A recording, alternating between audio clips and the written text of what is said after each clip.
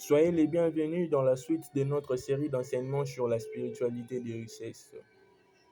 Dans cette partie, nous parlerons d'un thème aussi rocambolesque qu'un j'intitule le vrai paradigme de l'histoire du jeune homme riche et le pauvre Lazare. Prenons les récits de Lazare donc. Je lis Luc 16 à partir du verset 19. Il y avait un homme riche qui était vêtu de pourpre et de fin lin, et qui chaque jour menait joyeuse et brillante vie. 20. Un pauvre nommé Lazare était couché à sa porte, couvert d'ulcères. 21. Et désirait de se rassasier des miettes qui tombaient dans la table du riche, et même les chiens venaient encore lécher ses ulcères. 22. Le pauvre mourut, et il fut porté par les anges dans les seins d'Abraham. Le riche mourut aussi, et il fut enseveli. 23. Dans les séjours des morts, il leva les yeux, et tandis qu'il était en proie au tourment, il vit de loin Abraham et Lazare dans son sein. 24. Il s'écria: Père Abraham, aie pitié de moi, et envoie Lazare pour qu'il trempe les bouts de son doigt dans l'eau et me rafraîchisse la langue, car je souffre cruellement dans cette flamme. Abraham répondit. 25. Mon enfant, souviens-toi que tu as réussi tes biens pendant ta vie et que Lazare haït les maux pendant la sienne. Maintenant, il est ici consolé et toi tu souffres. 26. D'ailleurs, il y a entre nous et vous un grand abîme, afin que ceux qui voudront passer d'ici vers vous ou de là vers nous ne puissent le faire.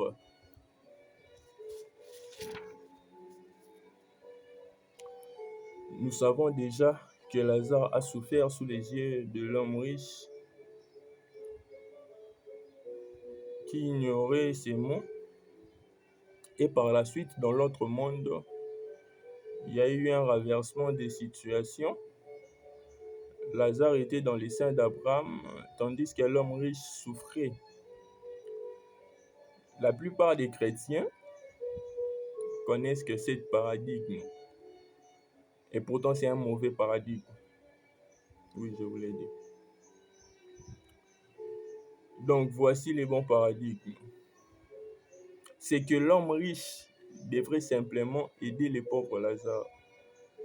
En agissant ainsi, il aurait pu accomplir la recommandation ultime concernant le riche de Dieu. Lisons alors cette recommandation. C'est dans 1 Timothée, chapitre 6, verset 17.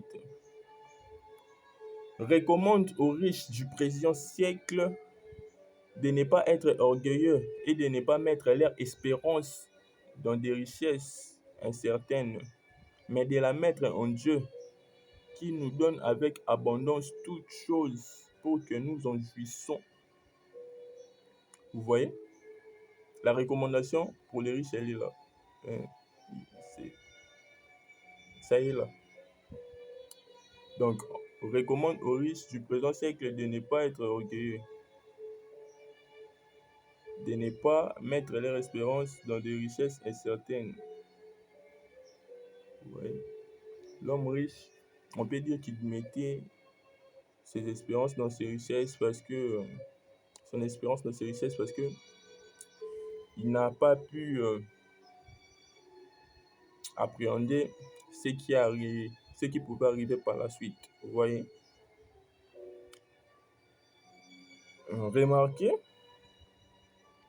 qu'il était aussi orgueilleux parce qu'il pouvait inviter Lazare à venir dans sa table pour manger. Mais il n'a pas fait parce qu'il voyait Lazare avec des ulcères, certainement, il était sale et tout ça. Donc, il ne respectait pas, ou peut-être qu'il n'avait pas des informations concernant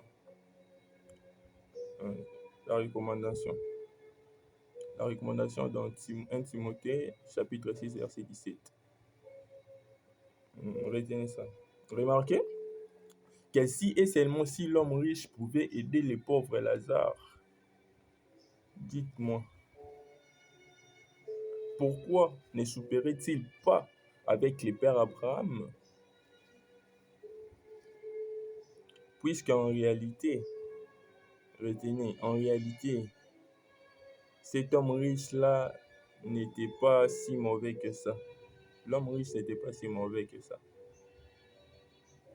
La preuve est qu'il dit au père Abraham, j'étais pris donc, père Abraham, d'envoyer Lazare dans la maison de mon père, car j'ai 5 frères.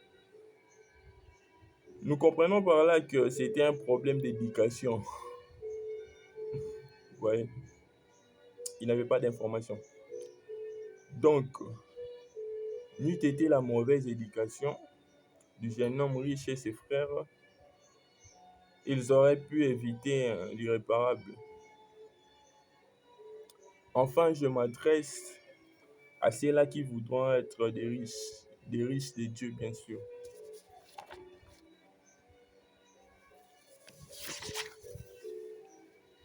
Retenez la recommandation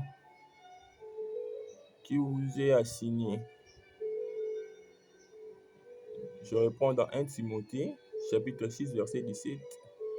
Recommande aux riches du présent siècle de ne pas être orgueilleux et de ne pas mettre leur espérance dans des richesses incertaines, mais de la mettre en Dieu qui nous donne avec abondance toutes choses pour que nous en jouissons. Vous voyez? Donc, pour finir, c'est ça. Donc, abonnez-vous, likez, partagez, soyez bénis abondamment.